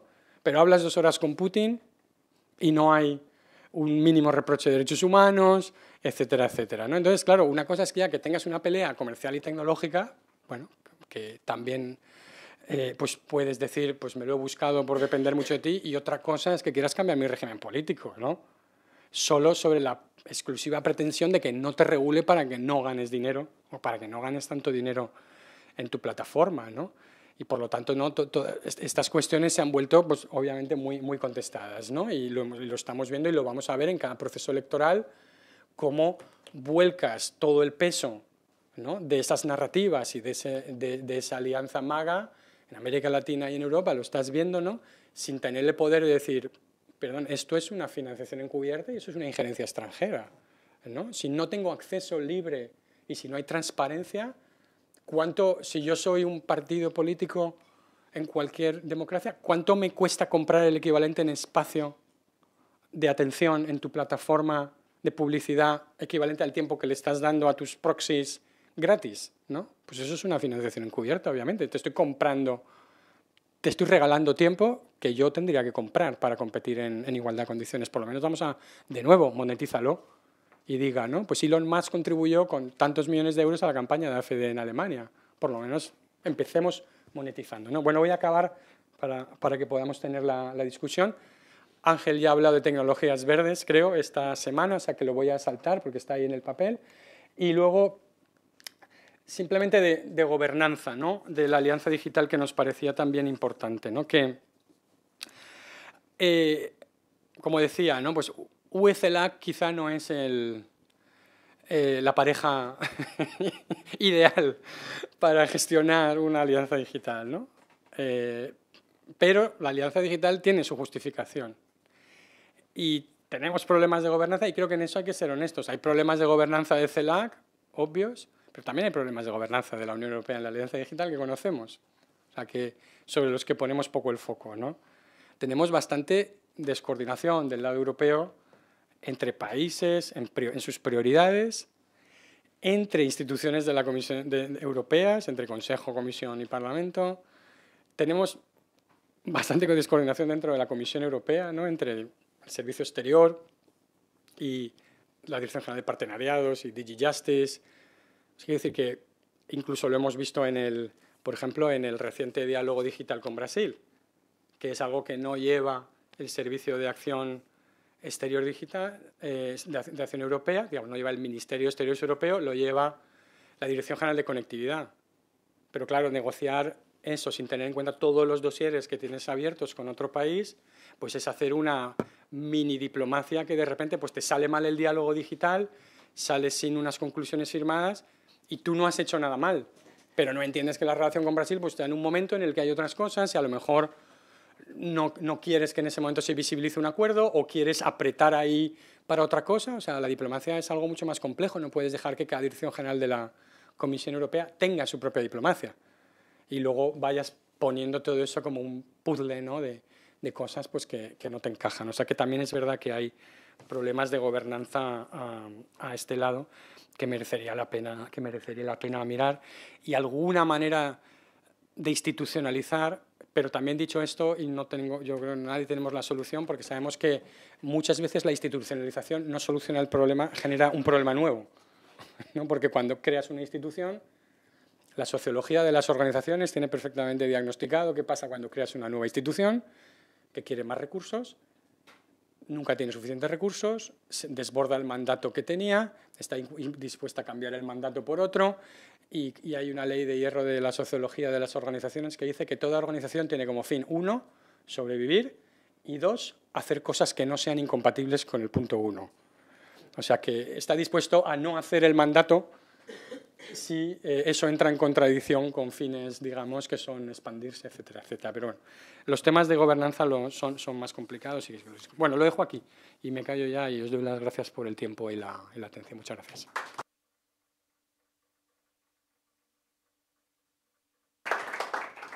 Bueno, yo creo que... Por si me queda una pregunta, me voy. Se la pasamos. Bueno, si hay alguna pregunta para Ángel Melguizo, se la hacemos después. Bueno, yo creo que efectivamente José Ignacio ha planteado muchísimos temas y muchísimos retos, ¿no?, encima de la mesa, sobre todo pues esa posibilidad de concretar, ¿no?, cómo deberíamos avanzar de cara a la cumbre, ¿no?, que es para lo que también está hecho este documento, Unión Europea-CELAC, qué propuestas y en qué sentido podemos avanzar para ir concretando eso que definimos como alianza digital, ¿no?, de la Unión Europea y de América Latina y el Caribe. Yo sí os lanzaría un poco el reto, ¿no?, después de su intervención, no solo a las preguntas, sino que también os atrevierais a avanzar en esas propuestas, ¿no? A decir, después de esta semana, mira, yo creo que deberíamos avanzar en este sentido, pues para mejorar la relación del espacio digital, ¿no?, o el mundo digital con las democracias, con los derechos humanos, hasta cómo podemos avanzar para crecer más y mejorar, ¿no?, nuestra posición estratégica mundial en esa alianza, ¿no?, entre la Unión Europea y América Latina. Yo creo que él ha dado muchas claves y, bueno, ahora tenéis la palabra. Por ahí vamos a coger varias preguntas, si queréis. Bueno, muchas gracias por la ponencia, me ha parecido súper interesante y me ha gustado mucho. Mi pregunta es, el miércoles, si no me equivoco, la presidenta von der Leyen presentaba su propuesta de presupuestos para el marco 2028-2034, si no me equivoco, bajo el lema, y lo voy a leer, Larger in Scale, Smarter in Design and Sharpening Priorities. Entonces, dentro de esta propuesta, una de las partidas que más ha engrosado precisamente ha sido la de competitividad. Y entiendo que no tienes una bola mágica que te permita predecir el futuro, pero bueno, me interesaría saber un poco si piensas que este movimiento puede tener algún impacto en la lectura del panorama actual que nos has presentado. Muchas gracias. Mira, hay otra pregunta por ahí. Dos preguntas allí.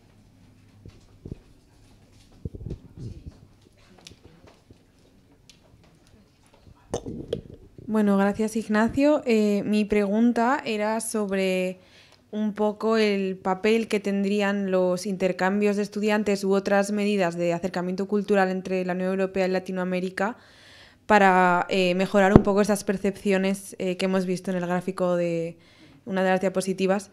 Y así, no sé si eso podría ser una medida para reforzar el Global Gateway y en general el enfoque que tiene. Eso, en general, cómo podría utilizarse el soft power un poco de la Unión Europea y el acercamiento, como la cercanía cultural entre esas dos regiones para, en general, la estrategia en la alianza digital. Gracias, Nacho. Salgo con más preguntas que respuestas del curso en general, lo cual demuestra que está muy bien hecho. Estados Unidos en su política o en su diplomacia tecnológica tiene un dilema o incluso trilema con la difusión. Es decir, quieres controlar la difusión para que otros países no te ganen en esta carrera tecnológica, pero al mismo tiempo tienes que defender tu poder económico que necesita el acceso a esos mercados.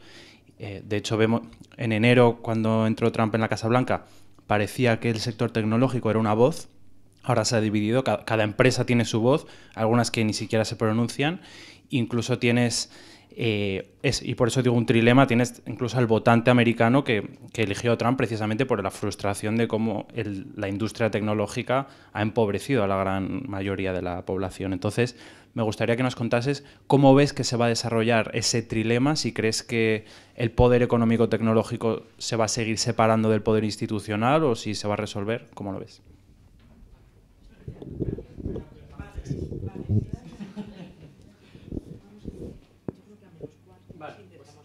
Vale, pues intento responder que por lo menos podamos seguir la conversación con todos, ¿no? El presupuesto, bueno, aparte de lo complicado que va a ser cerrar este presupuesto, ¿no? Porque un presupuesto comunitario es una cosa muy complicada, porque quieres hacer las cosas en clave de políticas y a la vez en una clave territorial. Y no hay nada más contradictorio que eso, ¿no? Porque la presidenta de la Comisión, ¿no?, está diciendo todo lo que es transversal en lo que estamos de acuerdo, que queremos hacer. Pero claro, todo el gasto al final los estados lo valoran porque está territorializado. Entonces, como no tienes ese nivel de integración política tan elevado como Estados Unidos, pues sí, claro, Estados Unidos también importa mucho que el congresista se lleve la fábrica a su distrito, ¿no? Pero como tienes un sistema más integrado, pues puedes equilibrar mejor, ¿no? Y las prioridades estratégicas al final están tan marcadas geopolíticamente que por lo menos eso lo tienes claro, ¿no? Pues Jean Monnet decía a veces que era bueno en algunas negociaciones dejar a los diplomáticos fuera, porque iban a ver precisamente esto de ganancias relativas, ¿no? No, pero yo, claro, tú dices, si yo soy España y peso el 14% de la economía de la Unión Europea o el 12%, quiero el 12% del gasto en mi país. Dice, ya, pero es que eso a veces no te va a beneficiar, porque si vas a invertir dinero mal en tu país, por ejemplo, en determinadas cosas en las que no tienes una ventaja, a lo mejor te puedes beneficiar más de otras, no lo sé, ¿no? Bueno, pero es verdad que todo el presupuesto está hecho bajo esta idea de competitividad, que yo creo que es un error plantearlo así, porque la gente no sabe muy bien qué es esto, ¿no? La gente, la competitividad, ¿qué es competitividad? ¿Es productividad? ¿Qué es realmente, no? Cuando realmente lo que hay de fondo es un programa de reindustrialización, que es algo que la gente entiende mucho más fácilmente, ¿no?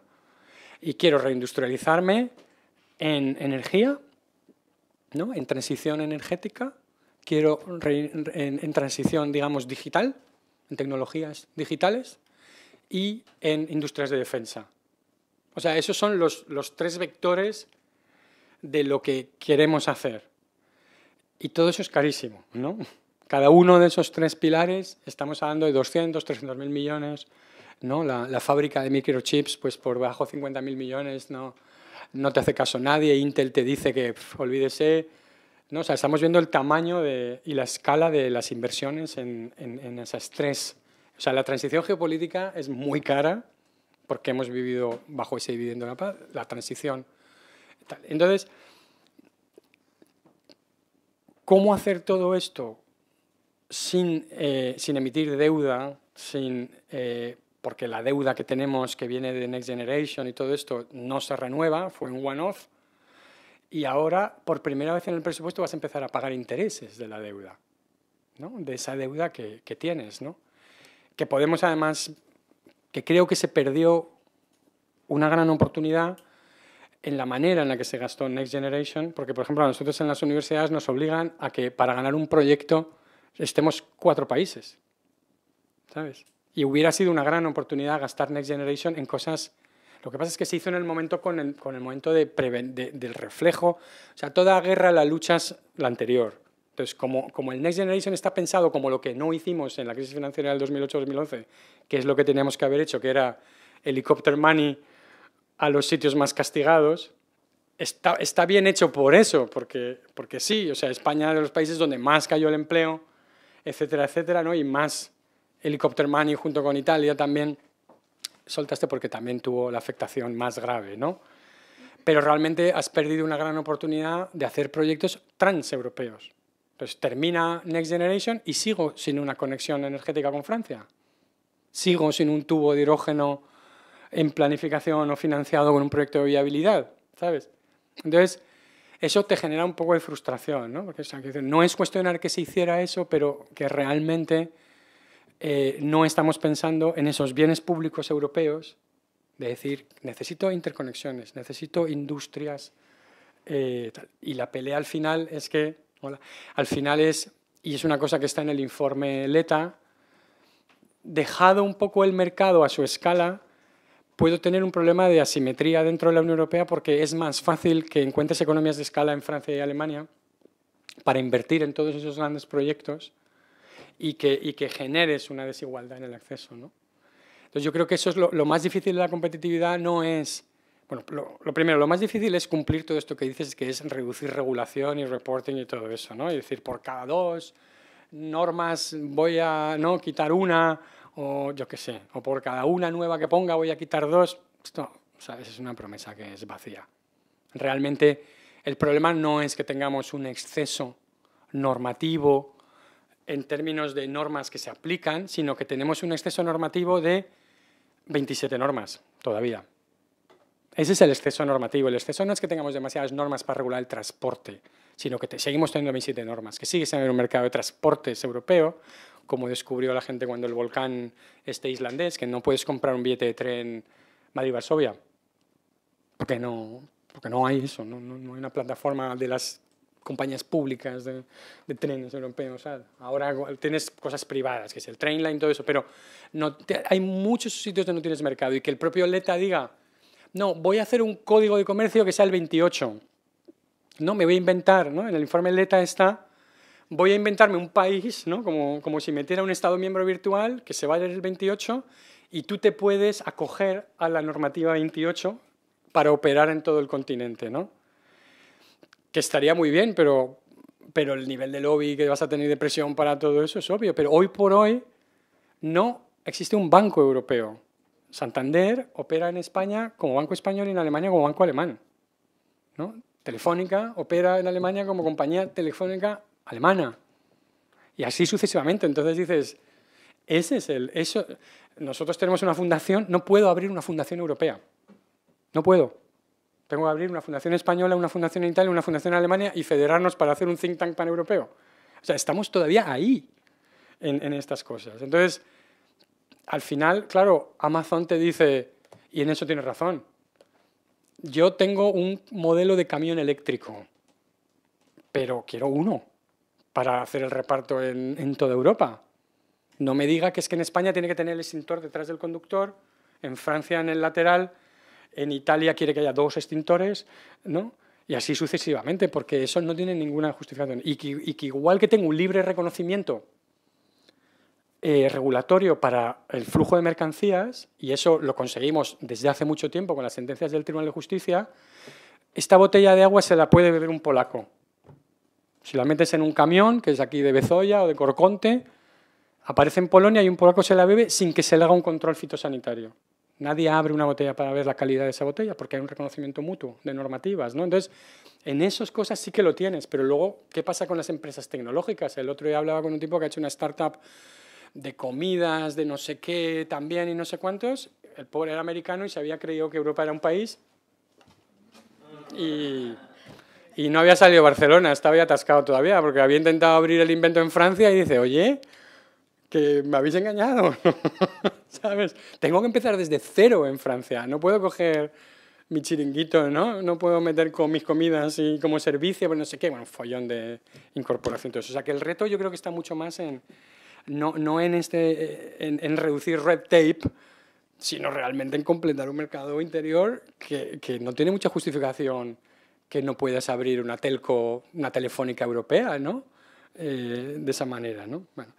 Luego, Erasmus, justo el otro día estuve con el rector de la UNED, y no es para hacer publicidad en mi casa, pero porque es el encargado por la CRUE de internacionalización y de poner en marcha el programa Erasmus Euro-Latinoamericano, ¿no? Que sería una cosa muy importante, sobre todo además por lo que forzaría de convergencia en el reconocimiento de títulos, ¿no?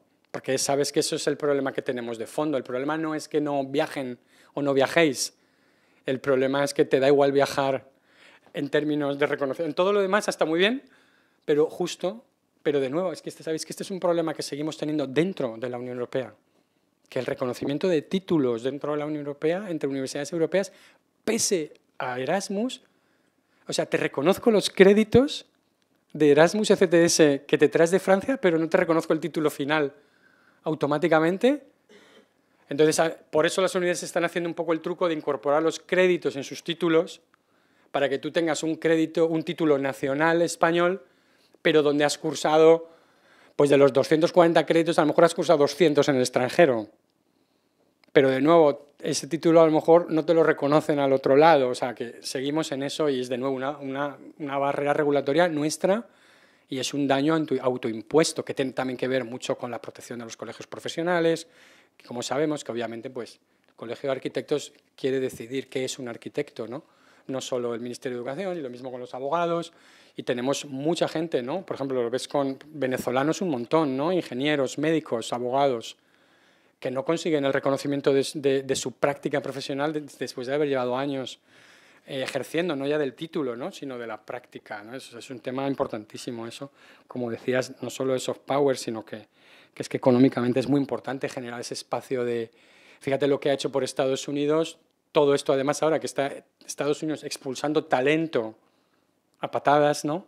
Qué gran oportunidad para Europa y América Latina de recuperar talento y de hacerte y de recablear los flujos de talento que eran China, Estados Unidos, Europa, Estados Unidos, y eso hay que recablearlo. Y ahí sí que tendrías una oportunidad estratégica también, si tuvieras visión en el presupuesto, de decir, talento, vénganse ustedes. Si ya lo estaba haciendo mucha gente en startups, etcétera, está medio planeta en Málaga, ¿no? Porque haces el scan de dónde quieres trabajar y eres tío de la India o de Vancouver y acabas en Málaga siempre. El juego siempre te lleva a Málaga. No se sabe cómo, pero tiene aeropuertos, salud, seguridad, está bien conectado, etc., ¿no? Estados Unidos, trilema, difusión. Esto es súper importante porque si escuchas, creo, esta semana el presidente de NVIDIA que ha dado una entrevista, Jensen, ¿no? Que ha dado una entrevista, él, por un lado, ya sé que esto es su interés comercial de vender ¿no? el mayor número de chips, ¿no?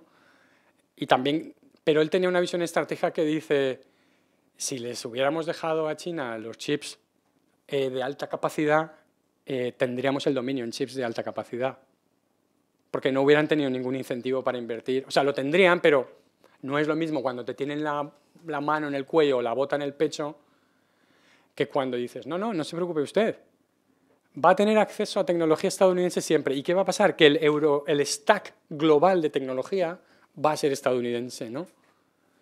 Y que al final China pues, tendrá que invertir un montón en eso por usos militares, tendrá que discriminar. O sea, le has obligado a elegir y te has quitado un componente esencial de vulnerabilidad china, en el cual, ¿no? Yo tengo tus tierras, o sea, yo dependo de tus tierras raras, pero tú dependes de mis chips. Bueno, ahí tienes un equilibrio que es algo disuasorio. El problema es cuando China ahora, con los nuevos chips que está haciendo para su inteligencia artificial, que además corre de otra manera, esos chips los empieza a exportar a sitios del mundo que a lo mejor adoptan también el modelo chino de código abierto, etcétera, etcétera, con lo cual no solo ya no tienes a China agarrada, sino que estás perdiendo esa influencia, ¿no? Y eso es muy importante.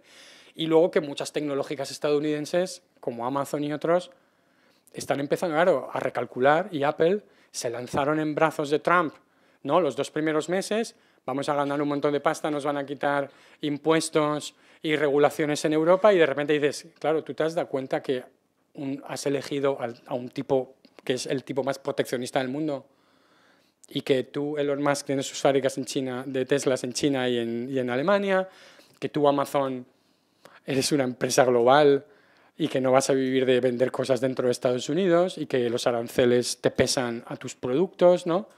Y así todos, ¿no? Entonces,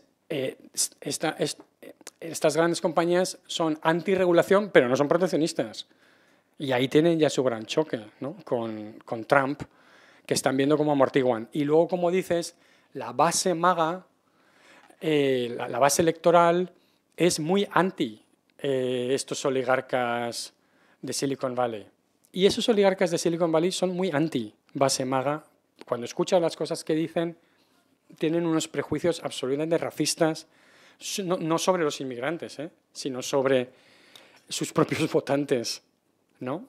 A los que realmente en muchos casos desprecian, ¿no? Y el propio Mitt Romney y algunos de estos ya lo sacaba en su momento. O sea, ellos consideran y hacen estos cálculos que hay un porcentaje muy alto de la población en Estados Unidos que es no útil, porque a lo largo de su vida nunca va a aportar en productividad lo que ha recibido en servicios. Y ese es el cálculo, ¿no? Un 40-45% de los estadounidenses son improductivos, son un lastre, ¿no? Y no creo que Elon Musk se los lleve a Marte, ¿no? Cuando escape del... Pero esto va en serio, o sea, que Musk está convencido de que si eres el CEO del planeta Tierra, tener un solo planeta no es una buena idea. Es como depender solo de Rusia. Te puede caer un meteorito, puedes tener una guerra nuclear y que el CEO tiene que tener un plan B, ¿no? Necesitas otro planeta por ahí. Y no se van a llevar a la base MAGA, te lo puedo asegurar, se van a ir ellos. No caben en la nave, ¿no? O sea, que ahí hay muchas tensiones, incluso en inmigración, cuando Silicon Valley dice, no, pero los visados de alta cualificación en semiconductores y no sé qué, respetadlos, la base MAGA dice, no, entrena a jóvenes americanos para que sean ellos los ingenieros. O sea, yo soy el tipo que tiene una pyme o tengo algo agrícola y me estás expulsando a los mexicanos y a los salvadoreños y estoy obligándome a pagar salarios más altos a americanos o no, y encareciendo esto para sustituir a los inmigrantes que tú estás deportando, y estoy de acuerdo con la deportación, pero estos señores de Silicon Valley siguen teniendo acceso irrestricto a ingenieros de todo el planeta, que son puestos de trabajo también que no ocupan estadounidenses. O sea, que esa pelea, si tú sigues las redes MAGA, ¿no?, también la tienen. O sea, que Bannon y todos estos son muy anti-Silicon Valley y todo eso. O sea, hay una tensión que al final, pues, bueno, no sabemos si estallará o no. Eso, pero, perdona, que me he extendido mucho. Había otra pregunta, ¿no? Sí, había un par de hay un par de preguntas, vale, que si queréis la hacemos. En todo caso, tened en cuenta que José Ignacio va a seguir con nosotros aquí una hora más y también habrá un debate con la directora de la Fundación, con Erika Rodríguez. Es decir, que lo interesante también es que después pueda haber más preguntas y sea un poco dinámico el debate.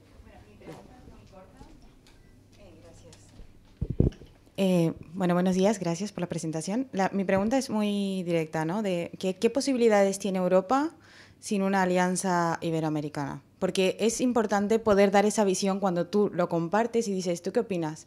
No, pero yo quiero saber qué otras posibilidades tenemos. Y bueno, a mi parecer, pactar con China o Estados Unidos es ir en contra de como el continuo de los derechos humanos a largo plazo, pero pues no lo sabemos tampoco. Gracias. ¿Había alguna pregunta más?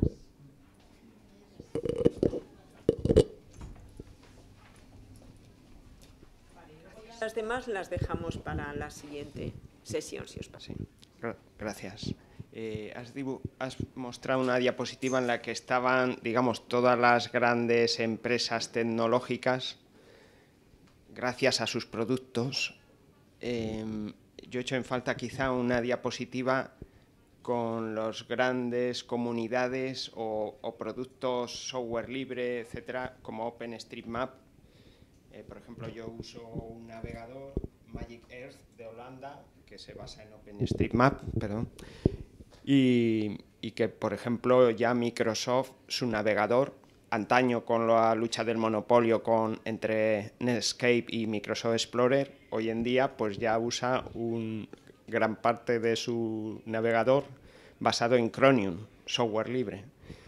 ¿Qué papel pueden llegar a jugar? Porque Alemania está invirtiendo mucho en este tipo de proyectos en los que ve algún sentido estratégico.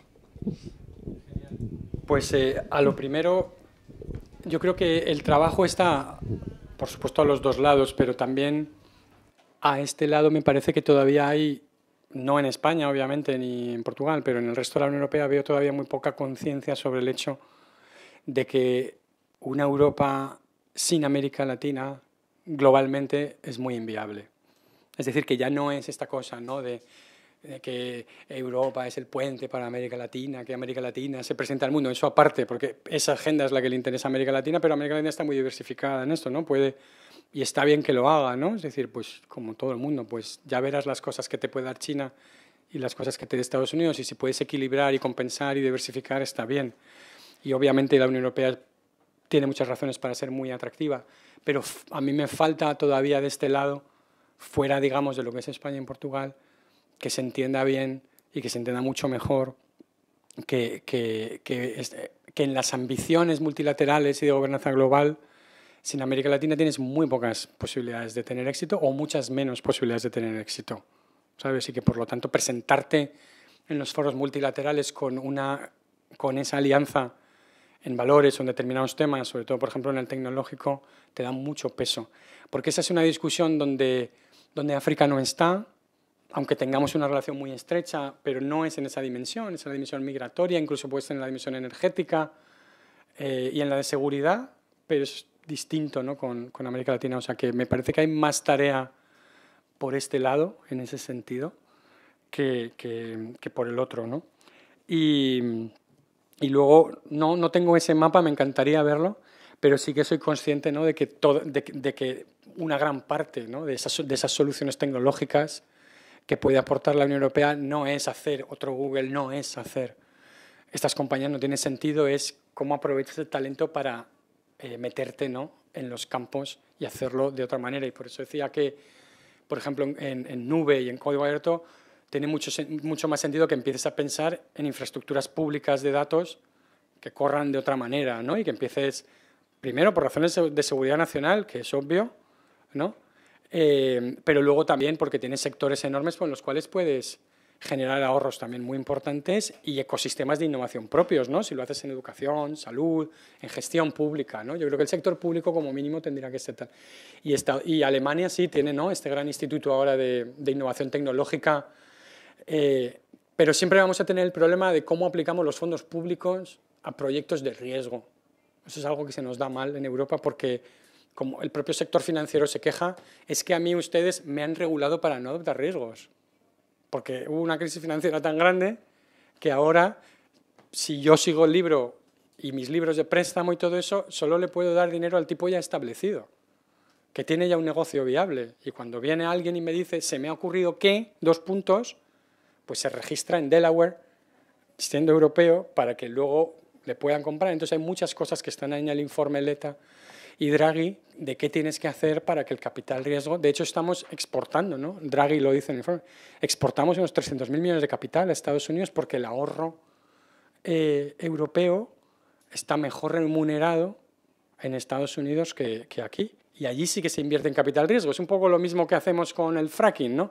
Yo no quiero hacer gas de esquisto, aquí en Europa, pero lo importo a Estados Unidos, ¿no? No quiero capital riesgo aquí, pero dejo que mis fondos, ¿no? Entonces tenemos un problema muy grande con el sector público europeo que invierte en eso y que el Pentágono puede financiar proyectos de innovación y nuestros ministerios de defensa se mueren de miedo. Porque la industria de defensa nuestra, por eso tenemos, porque es una industria que tiene un solo cliente y funciona a un precio cerrado que luego encima se triplica, ¿no? Entonces, no hay un mercado de armamento, de defensa, en el cual cada uno innove y haga lo que quiera y luego se lo compren, ¿no? Yo defino lo que quiero y busco a alguien que me lo haga, le doy un precio tasado y ya está. Entonces, tenemos unas rigideces enormes en contratación pública, en desafíos, pues que, como decía, luego viene Intel y no te quiere abrir la fábrica de microchips. ¿Cómo sabe el Estado los chips que se van a necesitar dentro de 5 años, ¿no? Con el BOE, ¿no? Va a dictaminar el BOE al mercado los chips que quiere dentro de 5 años porque no sabemos nada de eso, ¿no? Como burócratas, digamos, ¿no? Entonces creo que es todavía muy complicado, pero eso, las experiencias que hay en eso sí que veo que están funcionando, ¿no? Y que tienes por lo menos algo esperanzador ahí porque talento hay y capacidades hay y cuando te pones a ello pues sacas cosas, ¿no? Bueno, pues vamos a parar un momento este debate. Yo sí os pediría que volviéramos pronto sobre las 12:15 o así, porque les va a quedar menos tiempo del previsto para el debate para empezar enseguida la clausura con la secretaria de Estado de Cooperación, con Eva Granados, que estará a la 1. ¿De acuerdo? Gracias. Venga. Aplauso.